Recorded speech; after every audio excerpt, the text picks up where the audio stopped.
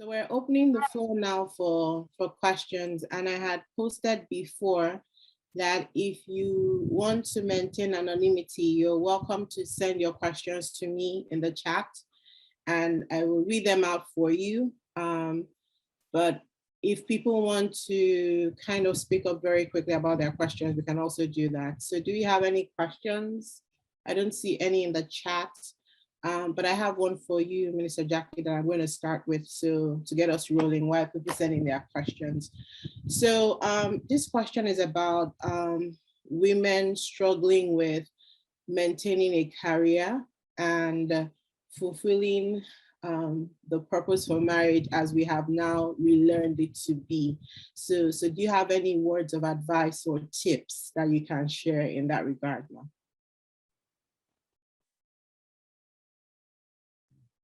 Thank you, Deaconess Chinedu. So at the core of our lives, just like I've highlighted, at the core really is yielding to the kingdom.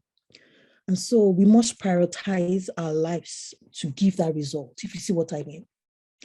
Now, we have to work a lot. I have a 9 to 5, aside many other things that I do.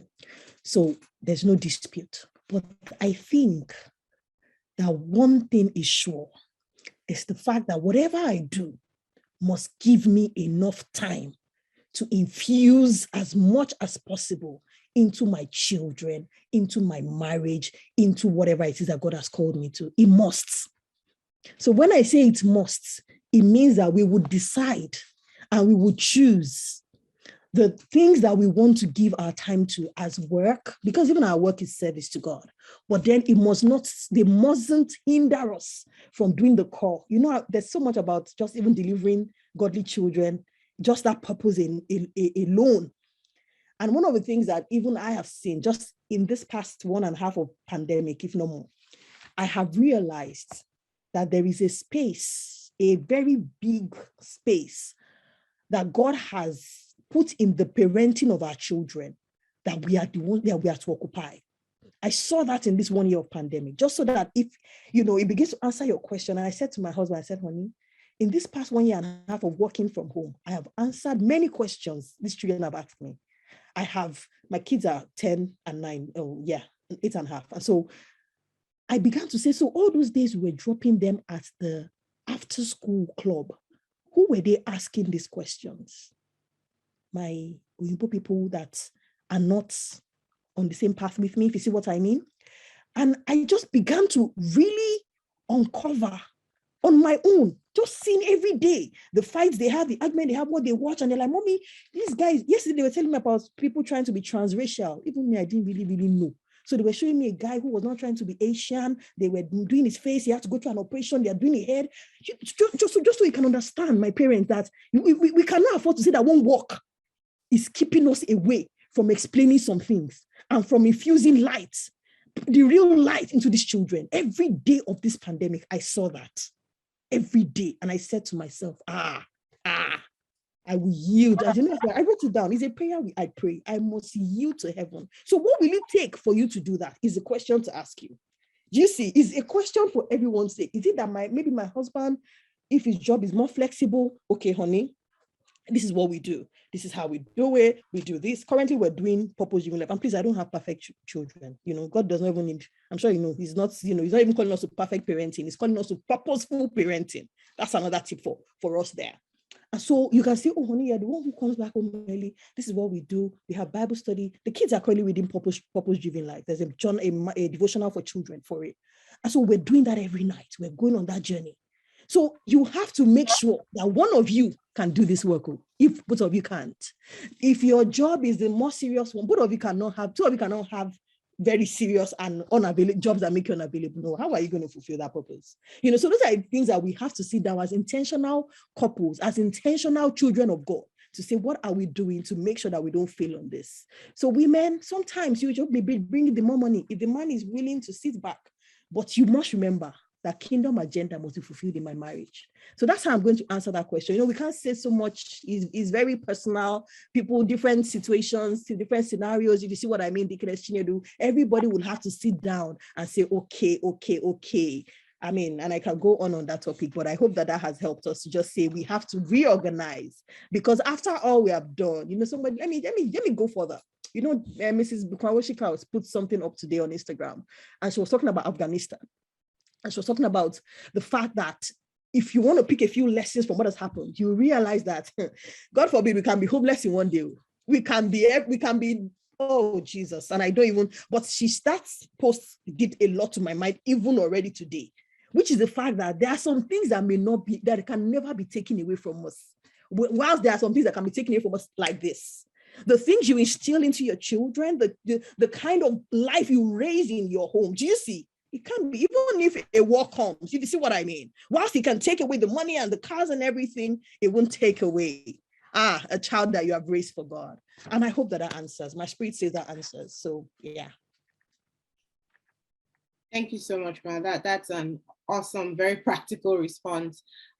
Still waiting for questions. I don't see any. So I have my answer. Pastor Tino's raising hand. Please go ahead, Ma.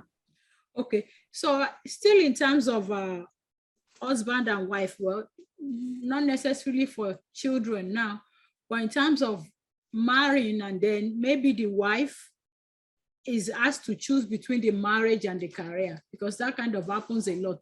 So some women may think they've invested a lot in school, they have this job, and now if I marry my husband or my husband to be, I think even the dynamics these days is that some men are intimidated by the profile of the women who have accomplished a lot in school and on the job.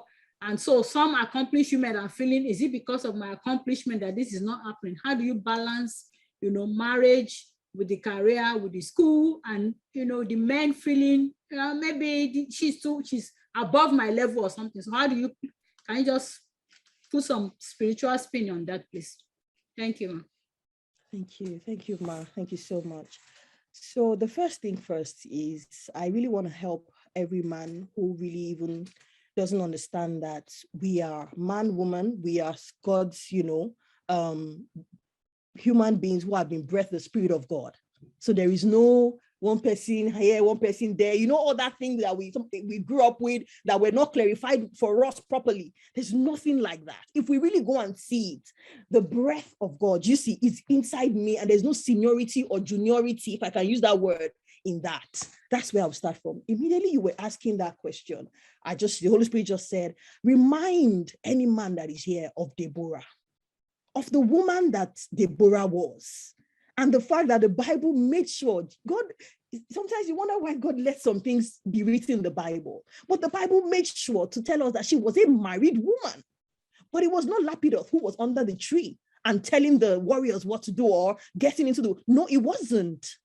Now, my answer to that really is for us to really understand that if you're really, really going to fulfill the purpose of God for your marriage, you see that oneness that God talks about, that two people come together and become one. You have to first swallow that pill.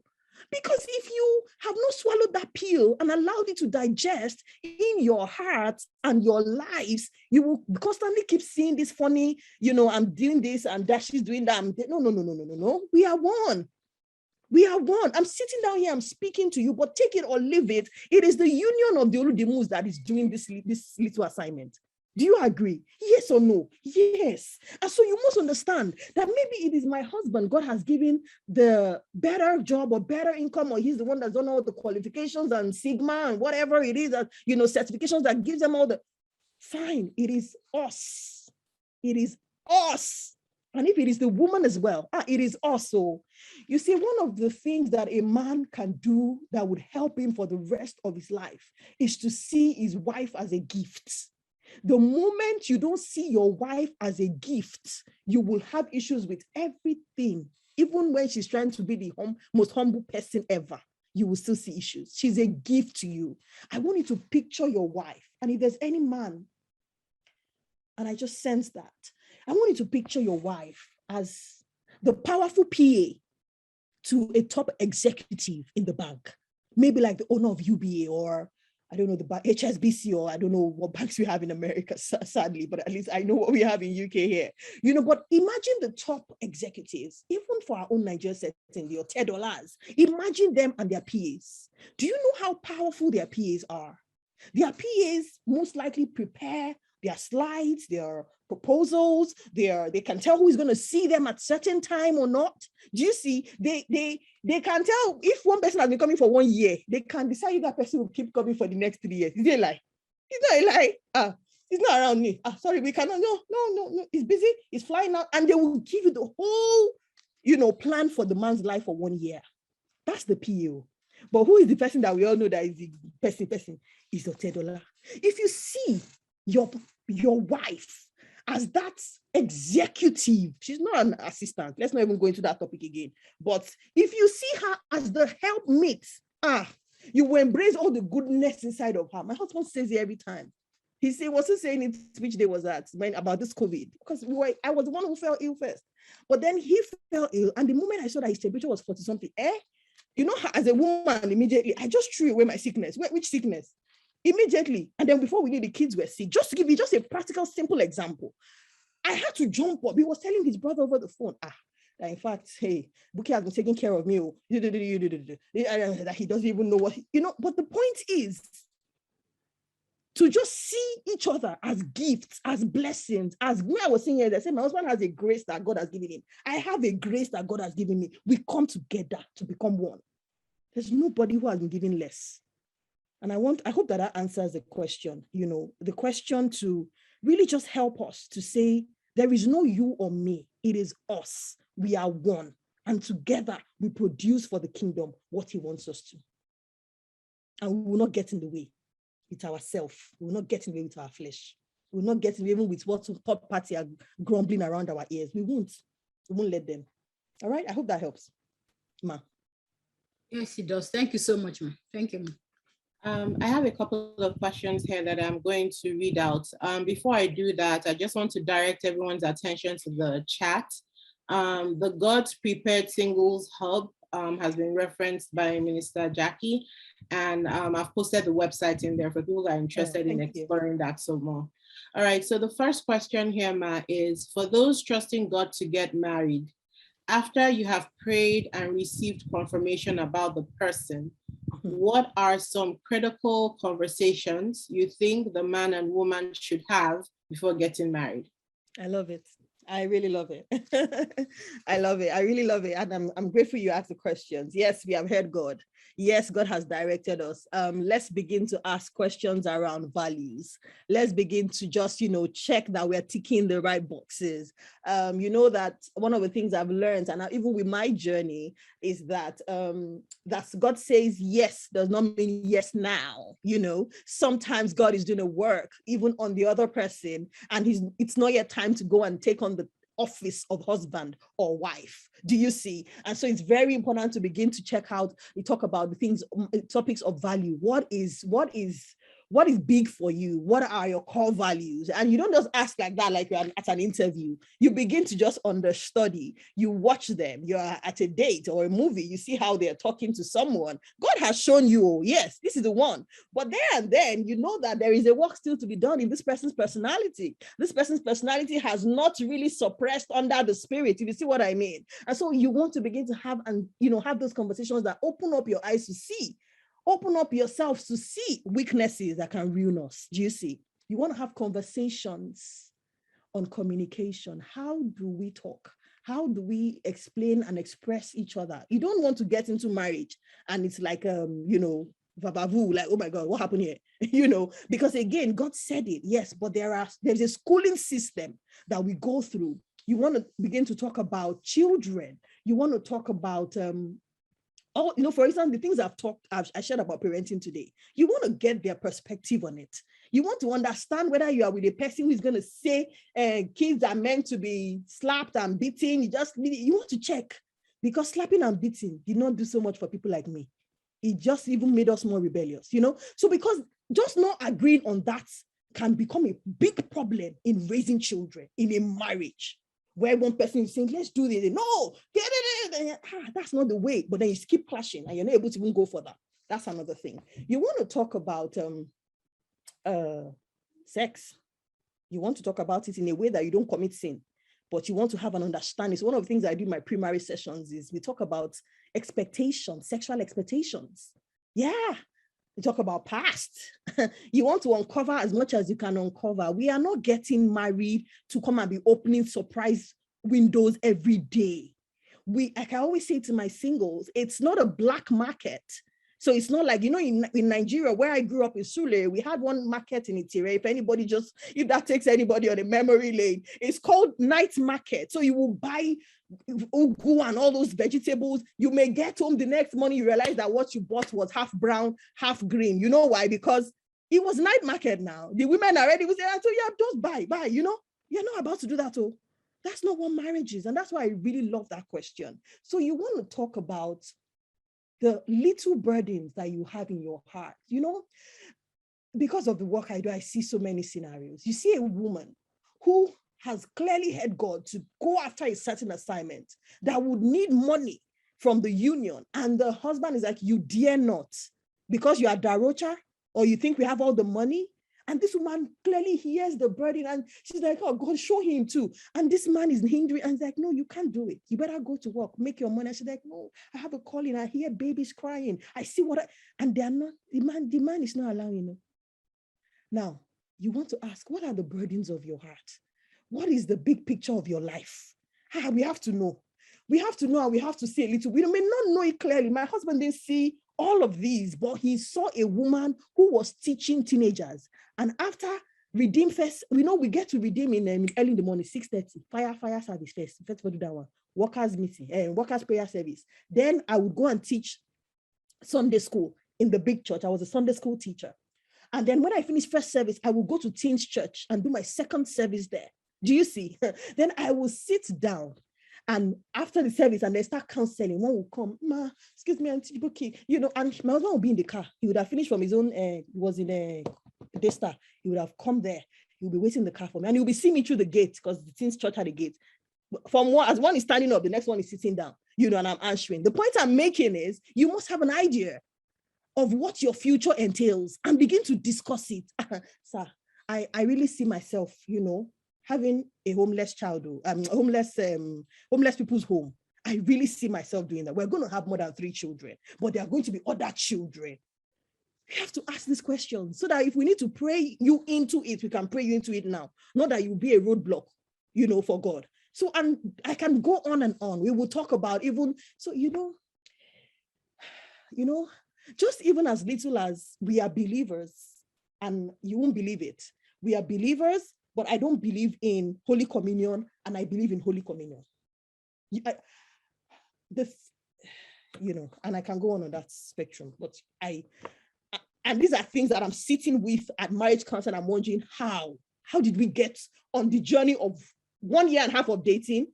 Will you marry me? And then you get in front of me and you are saying, I don't do communion. And I'm like, so what are you going to tell the children? Whose own is going to be the one that we are going to sell to the children? My people, we can go on this topic for long. So it tells you that we have so many things to talk about. The issues of in-laws, the issues of third party. Where are we submitting to spiritually? So many things that we don't touch on that we must touch on before we go and say, I do, even when God has given us the word. I can tell you the things that caused problem in my marriage in the first 3 months, first 6 months. It was even just my mouth. You can imagine this same mouth that God will use. And so you can imagine that if I did not put myself through it was quick schooling, like, it will not, affliction will not rise second time, not in my life. So these are things you want to watch out for. Just even personality flaws. You want to watch out for them and you want to talk about them. You want to say, let's sign up for this personality class I saw that somebody's doing. Let's sign up for them now, not when we have started causing trouble and children are seeing us fight and shout. So there's so much to talk about money. Let's talk about money. Let's talk about who is going to manage it. Are we both going to be making it? If we're both making it, who's going to manage it? It's not a function of I'm the head. So because I'm the head, I am the man. I manage it. Even when you know that you are not very good with money. And the next thing you see, new TV now, you are bought. Even when we don't have the money. But if the woman is the one that, this woman, she knows how to manage money. I beg, babe, this is our money. Yeah, what do we do? Okay? Of course, it's not a prison yard. We're going to be free. There's freedom, but you are able to make decisions that will take you forward, not for ego and all of that, So we'll talk about money. Who is the spender? Who is the saver? What does money mean to you? Is money a tool, or is money something you use your life to get? Because you have to check these things. We are believers, yes. But so these are things that you can begin to groom yourself, train yourself, and equip yourself so that you can really marry, strongly and even thrive in that marriage. And I can go on, that's another topic entirely. But I hope I've opened up your mind to real life practical things that we need to talk about. Where are we going to live? Where is God saying we are going to go? Do we hear God? We have to hear God. You have to hear God, Are we both hearing God? Because it's one thing for one person to be hearing God and be the only one that always hears God in the marriage than that topic entirely. Because then we are always having to submit to somebody who is not hearing. And, there's so much I can say. But yeah, I hope that even just gives us perspective. Thank you, ma'am. I have a series of 3 questions that I'm going to try to summarize so you can take them together. Okay. So the first one is, how does a Christian spouse deal with unfaithfulness from a Christian partner? So these people are married and the husband or the wife cheats. How do they deal with unfaithfulness, especially if forgiveness is difficult, or the question here says impossible. I know it's not impossible, but that's what the question says. The next one is, how does a Christian wife deal with a Christian husband who was initially God-fearing, but became abusive over time? It doesn't say the form of abuse, but maybe you can just speak to verbal, emotional, or physical. And then the last question is kind of related to the point you made while you were teaching about the transracial question. And this question is, how do Christian parents deal with their children who come home and begin to claim they want to be a boy or a girl? So I'm assuming that it's a female child that comes home and wants to become a male child, or vice versa. Thank you. Let me start with the child that comes home and says that, they're a boy or they're trying to be a girl. Or I want to first please speak to proactive parenting. I beg us. I beg you in the name of Jesus Christ. I'm a young mom, so you can tell that I've not gotten it. So but these are the things that crop up in my head. And, my heart is really there because I've just finished the teens boot camp, and yeah, but proactive parenting, purposeful parenting that has a goal, parenting with the end in mind. I want to first speak to nobody who has asked this question, so all of us. Proactive parenting of telling what is the truth to our parents, to our children ahead of time, before the lie of the enemy gets infiltrated into them. Whether they are 2, 3, whatever it is, we start watching movies that speak against the things that we are against. We start reading books that speak against the things that we're against. We start commenting on those things that we're against. When we see them happen in front of our eyes, we comment on them. My son came back home. Oh, there's someone in my class who has 2 men as their parents. Oh yeah. We opened it and we dissected it. I love the fact that on his own, he had read the story of Sodom and Gomorrah as a child in one of the Bible storybooks I bought for him. So he always refers to it every time. That, these are the sins that made God destroy these people. Homosexuality. So he says it already. He's just going to be 10 next month. He says it by himself. So please, I just wanted to urge us, please. Proactive parenting. This world, they are not mincing words in selling all their darkness. They are not holding back. You see, I'm not using accent to talk again. Because it's a part that really gets me. So I just want to beg us. Whatever we are doing, how hard we are working, we must be able to infuse truth. It's not the Sunday service that will do it. It's a lie. We must have time. We're sitting down at the table or in bed, in the car when we are driving a long journey. Let's be unpacking all these things. They see a girl and a girl kiss at the park, explain it there and then. Okay. So someone's child has come and, is thinking of that way. Of course, prayer. A serious battle prayer. Battle of, you're battling for the mind of that child. Serious warfare. It's not only you. You will call everybody that you can trust with that kind of thoughts. an issue. And I mean it when I say serious warfare. It's serious warfare of the mind. That's that. Now, you would expose that child to the dangers of what they are asking for. You don't come and, at that point, you don't come and do, it's a sin, it's wrong, not in my house. You know, I'm saying this because I work with teens. I have a journey I've been through. I know that there was a way I was told about some things that didn't keep me away from doing those things. So, you're going to expose them to the dangers of those things. So for instance, at some point, I think my son was 8, we played videos on YouTube that showed him people who were under the influence of alcohol as a way to just explain that we will not say drink, don't drink, you know, because at the end of the day, maybe they'll be 18. We will not, what we are saying is, this is what happens when you're under the influence of alcohol. We played many videos of men that entered inside the drainage, that, you know, had accidents, you know, all sorts of things, that different things happened to them because they were not in their right mind. He was like, is this what the alcohol does? I said, my husband said, and my husband was fine. He was one that did that topic that day. Now, that's to say that we don't really come and start. We have said it in our devotions and all, the alcohol is not good. He doesn't see us drink it. We don't know what we do. But, you know, he has people in class that will tell them, my daddy drank a whole kinikon. So, you know, we are not ignorant, but we have presented the options to him. So at this point, Sama, you will present the options, show them what it means.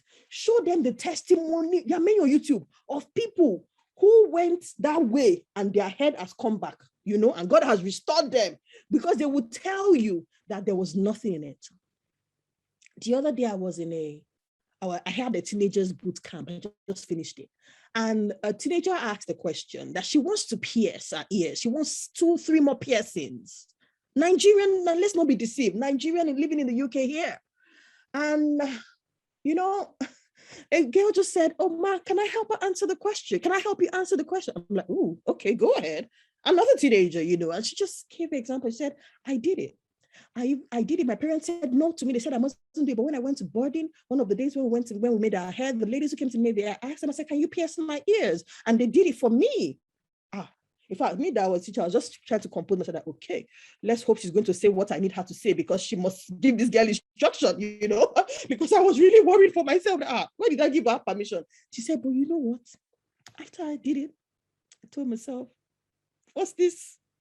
There's no hype. She said the hype that was in the thing. She said, I know the hype you must have been getting from, you know, seeing your friends with 2 piercings. She said, I also thought there was something to say, but now I don't even remember to wear another earring in that hole. And she said, you know, the annoying thing is, I don't even know. I can't block it again. It's there forever. Now it was just a hype of a, you know, moment. She said, think about long term when you feel enticed by these things. I didn't just say that story for saying sake. I said that story to make you understand the power of showing your children the other side, the repercussions. There's this lady who wrote Jackie Perry Hill or something. Her name just, it came to my mind now, but I think she used to be she used to be gay. So she wrote a book, Good Gay, Bad Gay, or something fun, I can't remember. But she used to be gay, and she's now, you know, she's a pastor, preaches across platforms in America there. You know, those are the kind of things you want to expose them to now.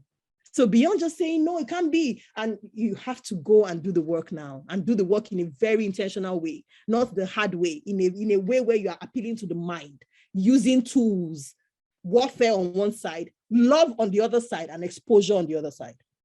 Sincerely, that's all I'm going to say. But I know there is a battle that will be won. There are many books, there are many videos you can actually make them watch. Not all at once. One day, just sit down. Let's watch this video about this. Tomorrow about this. You know, there's a movie, Black Sheep or something, that a documentary that was done in the UK here about a boy who went to join a gang. He was even trying to bleach his skin, you know, just because of what he saw. He was Black, you know, Nigerian. That's another story, a movie you can make your kids watch. He did a lot for my young children. Good gay girl, good God. Thank you. That's it, by Jackie Hill, something like exactly. And that name just came to me from nowhere. So that's something that may be a tool for you.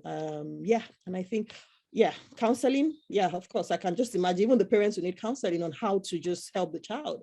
Again, you may need to change the environment. So maybe there are close friends who are doing it, and that just came to my mind. Maybe they're close friends who have done it. They see every day, they speak. Sometimes you want to detach them from that immediately, even if it means you moving your house. It's a destiny thing. All right, so I think that would help. God help us. So that's one question I've done. Wow. The second one is the unfaithful spouse. You know, the thing about faithfulness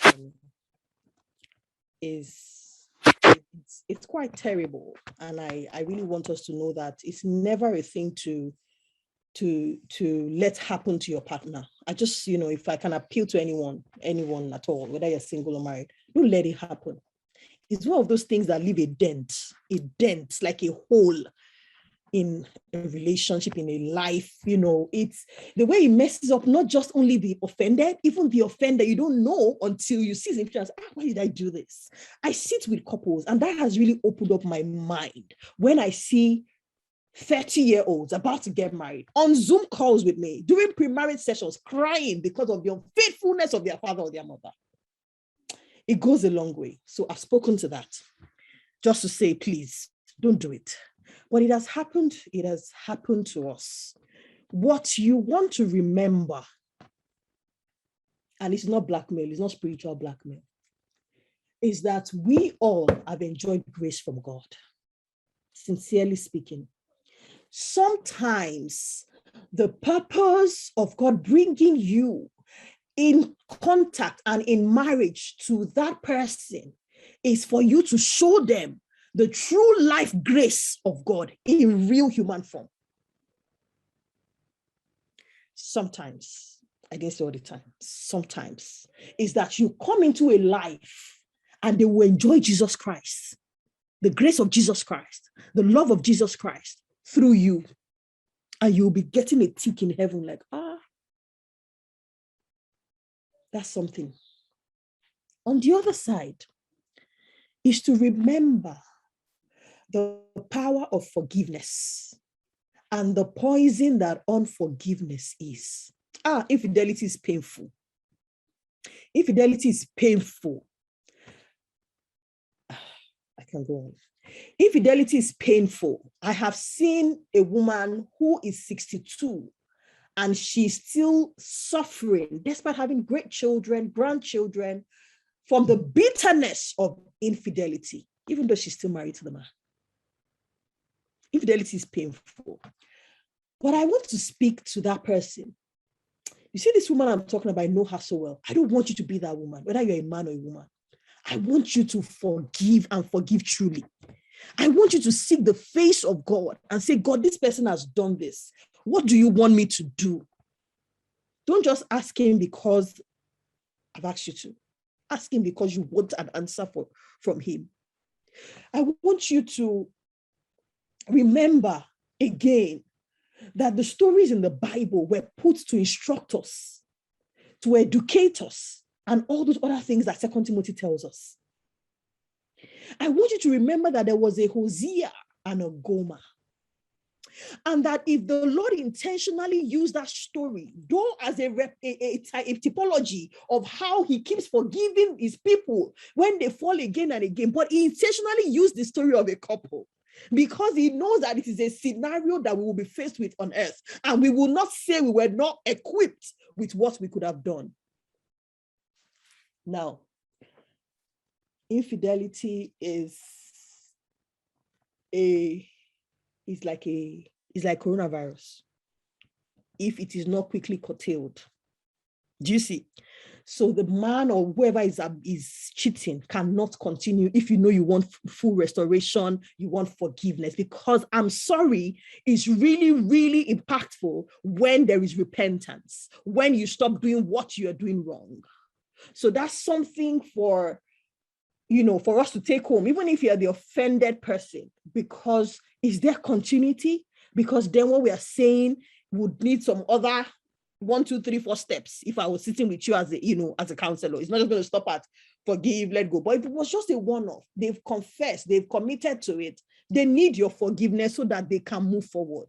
You need to forgive so that you too can move forward. So that all of these things you have heard today, which is not a mistake that you're here, we're only 37 or 36 here. So if you heard it, it is not a mistake.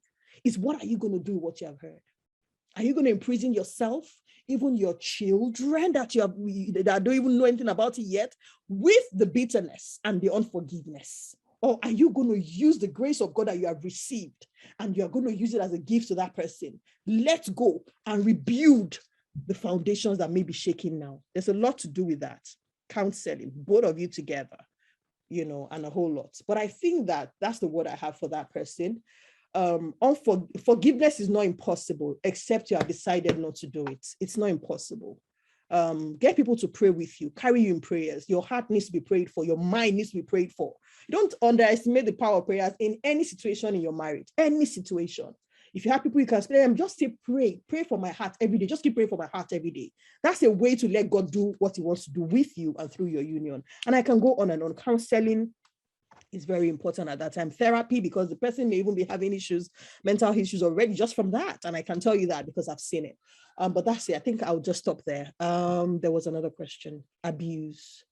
Yes, abuse. The God-fearing partner who all of a sudden have a problem with that, which is to speak to my singles again, to say, and this is what just comes to my mind to my singles. Don't ignore the way he treats his mom, his sisters. I mean, a guy slaps his elder sister at home and you think that, oh, he doesn't do it to me. Oh, no. Him and his sister, they have issues, I don't know what's between them. I'm sorry, I'm shouting. But it really just, I felt in my head like, it's coming to you. It's a journey, it's like, boom, boom, boom, boom. It's coming like this, it's walking to you like a snail. God forbid. So I needed to say that. Someone needed to hear that. Because really, sometimes if we really are patient, we will see the signs. Even if it's anger that's just blows up like that, you will see the signs of lack of control. Who cannot slap somebody here? No, let's even ask the question, who cannot? We can. But one of the analogies that somebody gave at the St. Adu conference in 2017 is that look for that man that slaps and beats his wife. Let him stand in front of a Nigerian soldier, an army, who is in camo. What does he do when the soldier slaps him? He will put his hand under his seat like this in the car, sir, sorry, should I move the car? And so he was trying to give us an analogy that there is nobody that cannot control their anger. It's a lie. But it's a mindset that has come that this, I will beat you, nothing will happen. That's why you see what you should look out for when you are trying to get married. It's deep, but don't let me go into all that. I want to answer a question, but I need to just establish that so that we understand the mindset behind the person who is beaten. So that a lot of times when we say forgive or we say, it's because I need you to always understand who is behind the scene, who is working. I see, and that's what I was saying to also that other person who talked about unfaithfulness. Who is behind the scene? Who knows the greater purpose of your union and is already infusing destruction so that you don't fulfill that purpose? Who? You know the person now. You know it's Satan. I told you it's JD before. Steal, kill, destroy. Remember when things happen in your union to check who is here, who is working, and to say, what are we going to do? There's a lot to say there. There's so much, I'm grateful for the opportunity to just be able to, but there's just so much. But to the woman who, if abuse is continued, I beg you in the name of God Almighty, let's have physical separation. If it is mental abuse that can make you go crazy, if it is physical abuse that can kill you or injure you, if it is abuse that can even contaminate the mind of the children, I know what I'm saying, and I have instances and examples where the father is constantly telling the children, your mother is this, your mother is that. Oh my God, you have to find a way to separate. Not only just for you, for even the repercussion of what's happening in the life and the future of those children. When I say separate, I beg you in the name of God. I mean separate to give chance for God to do what he wants to do, not for God to close the door. We are in such a generation where it's not working, slam the door, I'm out. Come on. Did you remember what the Bible said in Malachi 2:15? It was God's wise plan. Marriage, God's wise plan. So to speak to that person is to say, if it's continued, please separate. Separate with accountability, because that's always where the problem is. We separate where the problem is. We separate and just think, well, everybody going away. If you come around, good luck, don't come around and move on. No, separate with goals clearly stated. I'm separating because I don't want to die. The way we are going, explain it out. Call the pastor. call mommy or daddy, people who were there, people who have your back, people who love that union, people who love both of you, and tell them, I will be here. This is where we'll be, with the children. He will be there. Let him give himself to maybe an anger management, counseling program, and a whole lot. Even the woman may need communication training, because sometimes it's always a function. Sometimes at the bottom is that triggering that. Of course, that's not, there's no excuse for abuse, and that must be clear. But again, it's to say that sometimes there's work to be done on both ways. It's not only the person that's abusing that needs to be helped. Okay. That's for, if it's continued. But if it's not continued, if, this is a one-off, is an error, it has happened, of course we forgive. I also know that we live in a generation that people say, once it happens, I'm out. I won't take it. Don't take, please, let us be wise. One of the things that Esther had was wisdom. I wanted to go, I won't go there but maybe this was the reason why God took me on it on Friday, of the fact that only God knows what Esther's eyes would have seen even in that palace, even up until that time. And so that's to speak to the fact that we must be ready to take on some sort of, is it persecution now, if I can use that word, like the Bible says. Sometimes it will come to some other couple as financial hardship that almost makes them ashamed. Sometimes it comes to that person as maybe having that one instance where you maybe got battered or abused. Sometimes it comes in different things. But just be that person who can take on stuff and let it go. That's what I'm going to say to that person. If it's continued, I'm saying it again, please don't die there. God has purpose for your life, his life, your union, but give room for work to be done. And don't do it alone. Don't keep quiet. Please call people that that will not use you to preach on the pulpit, but call people that will love you, people, your pastors who they have genuine interest. Let them sit with you and walk you on the journey of restoration. Sincerely, we can't do it alone. And I think that God gave us a good couple to just even use as an example. He gave us Esther to show us the role of a mentor, of a guide, of a help. And I think that's it really. But please don't keep yourself under abuse that can destroy your life. It's so important to me. There's so much I could say, but I hope that helps. Counseling as well, of course. Counseling is not what weak people do. Counseling is what strong people do. All right. Okay. Thank you so much, Ma. Thank you. I'll hand over to Pastor Tunde now. Praise the Lord. Oh, hallelujah, sir. I don't know how I can thank Minister Oludimu. Thank you so much. But before I pass my comment, I have a question. I purposely did not send it to Deaconess Chinedu or put it on the platform. I want to thank God for your life, ma, and the ministry. Thank you so much for what you have shared with us. The question is this: what will you advise somebody who happens to be a child of God and then single, but looking forward to get married, but the person is looking forward to get married to an unbeliever? When we know that the Bible says that do not be equally yoked, light and darkness, they are not the same. And we thank God for what you have shared with us, that the marriage is for us to be able to fulfill the purpose of God, and of course to bring the investment of God in our life to come to bear, And so what will be your advice to somebody who is seeking to marry an unbeliever? This will help most of our singles. Thank you, ma'am. Thank you, sir. It's such a difficult scenario to want to put yourself into. And I believe that if anyone is listening to me, and I thank Pastor for, asking, because sometimes are the questions in the hearts of people, or the steps that people are about to take that they're not even telling anybody about. If you hear the questions that have even come up already in the Q&A already, you've heard of a believer that has done this, a believer that has done that just because we are flesh. Do you see? Because the devil will still borrow people's minds. Do you see? So if you now picture the fact that you who know the truth, you know the way, decide to now go and join yourself with someone who doesn't even take in and take on all of those things you're saying, it means that you have destined yourself to a life of misery. And marriage is not a call to misery. It's a call to ministry. It's a call to mission, but it's even a call to bliss.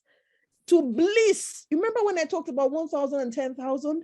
It's in all ramifications. It's in not just money, or it's in even peace of mind. It's in joy.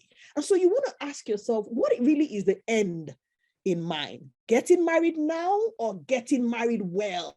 You want to ask yourself that question. I mean, the other day, the popular actress, and I will use it because she said it herself. Why did she get married in that first marriage? You know, she said, because, well, everyone was saying, it was time, let's do it, marry, it's time, you should marry, you know. And she did it. And 1 year after, it was all over again. And, you know, thank God for the second chance that she had. Those are the kind of things you want to begin to ask yourself, what do I really want? I said, marry with the end in mind. If you don't remember anything, remember that. Remember that you don't want to get married and be the ones who are knocking on the door of the pastors every day because husband has slapped you or wife has slapped you, because that happens as well, or wife is not sharing what they have and they're bossy, whatever it is that may happen in that case. I spoke to you earlier of someone who is 62, a mother and a grandmother, who is living in bitterness and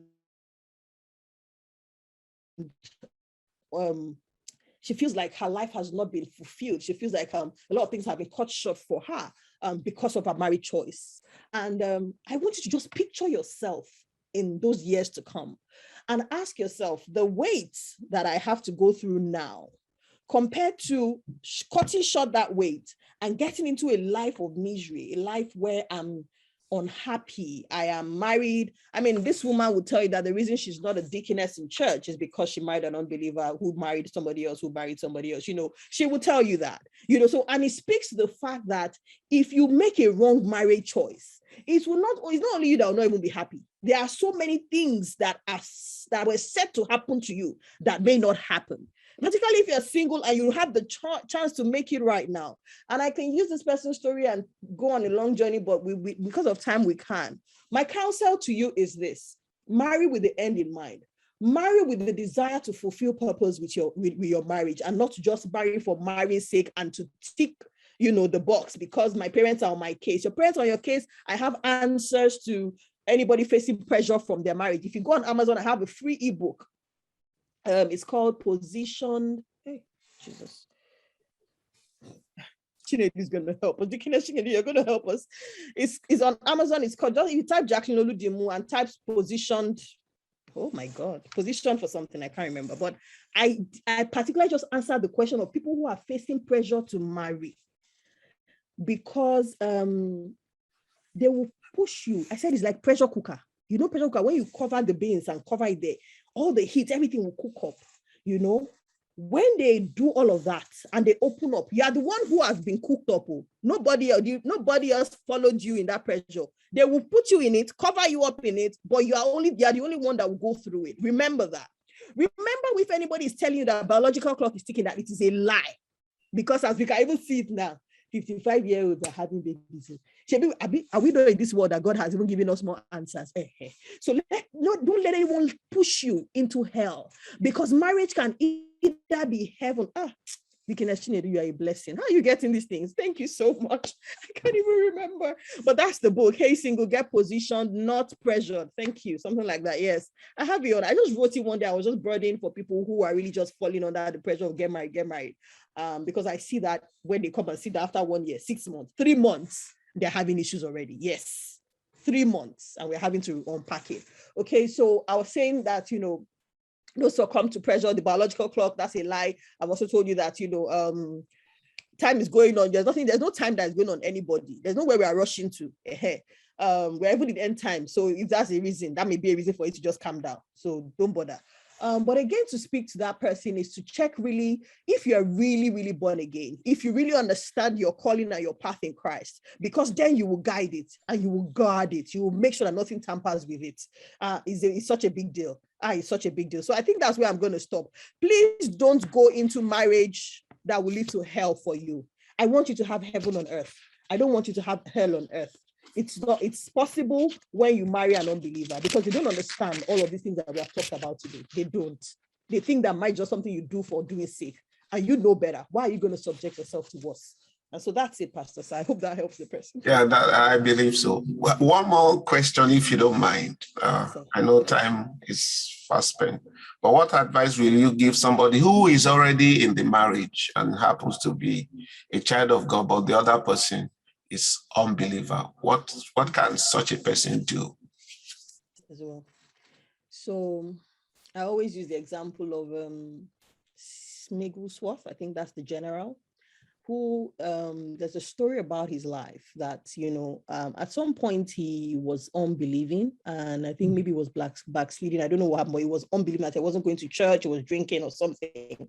And his wife went to church, she had gone for a vigil or something, and she came back the next day or in the middle of the night or something, and the man refused to open the door. The man left her in the snow, in the cold. I mean, we live in this kind of country, so we know what that means. And she sat by the door in the cold there overnight. The next day he came, opened the door, abusing her. In fact, they said from the story I read, they said when he opened the door, she fell into the house because she was really leaning on the door, like with all the code and everything. So she fell into the house and then stood up. And immediately she got into the kitchen and she was like, what would you like for breakfast? And she started cooking and she started doing it. So when I read this, I'm like, hey, Jesus is Lord. Jackie, can you do that? But you see, they are not disciples and they are not Sarah and Abraham. They are human beings like us, which tells me every time, because sometimes we think that Bible stories are like, I don't know, figurines or something, but which tells me that it is possible to do it. One of the things I always say about marriage is that through me, my husband must enjoy the grace of God. I don't know, it's such a big thing for me. I wish I could say that in Yoruba, that, Maria Nuba. Through me, he would receive, he would enjoy the grace, or your fellow will eat it. I don't know how to, I wish I could say it in, my Yoruba way, but I hope you get it, that he will enjoy the grace of God through me, that he will see what true love means through me. And this is the word I have for that person who currently is married to an unbeliever. It is tough. I saw it before my very eyes as a child. So I'm not trying to tell you that I get it, at least to a very good extent. But I also believe that life can be saved around you, with you, through you, if you see it as that. If you don't keep looking at it as something the enemy has put in your life. This is how they got me. This is how they spot my life. If you can flip the coin and decide to be the one or the vessel, the Bible is very clear about how through our actions, we can actually win people. There's a reason every scripture is in the Bible. It tells us of a possibility, of a realm that we can step into, even with our lives or our unions. You need extra grace. It's not easy. So you are going to keep asking for grace. You're going to have, talk about this whole thing of having people that are praying for you. It's a serious matter. It's something you must do. It's something you must have if you're in that situation, because it's not going to be easy. Even with believers, sometimes when the knot on our head loses for a second, we're all human beings here. So you can imagine when you're now constantly with the opposite every time. So I want to just ask that you just, pray for yourself, ask me to pray for you, but I believe you can do it too. There are many people that have come out with these testimonies. I have someone in my church in the UK here, yes, who testified recently that God used COVID to restore her husband. They had white hair. So it's not like they're probably married for at least 25 years minimum.